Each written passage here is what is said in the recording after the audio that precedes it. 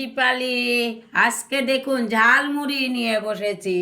আজকে ঝালমুড়ি বানাবো, পাশে থাকুন। পেঁয়াজ কুচি, ধনেপাতা কুচি করে নিয়েছি। এই যে 1 বোতল সরিষার তেল নিয়েছি বন্ধুরা, এই যে দেখুন।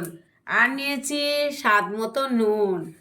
এই যে একটা, আমরা তো ঝালমুড়ি বিক্রি করি না, তাই দেখুন একটা নিলাম, পাত্র নিলাম। পাত্র মধ্যে ঝাল মুড়িগুলা দিয়ে দিচ্ছি।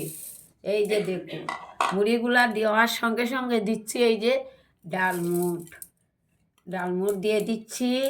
আর দিচ্ছি কাঁচা লঙ্কা, এই যে দেখুন।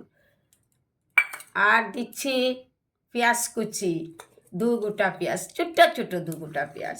আর দিচ্ছি ধনিয়া পাতা, স্বাদ মতো বা পরিমাণ মতো নুন দিচ্ছি।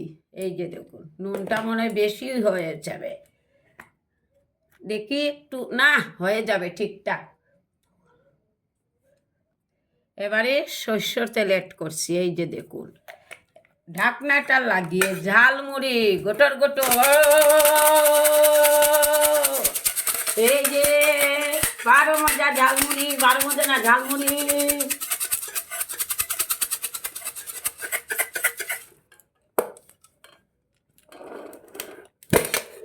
এই যে কি সুন্দর হয়েছে গো।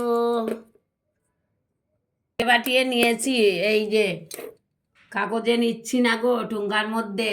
ঘরে বসে খাবো তো, তার জন্য। নমস্কার, সবাই ভালো থাকুন, আমার পাশে থাকুন। লাইক কমেন্ট শেয়ার করতে ভুলবেন না, দয়া করে একটু শেয়ার করুন বন্ধুরা। ধন্যবাদ।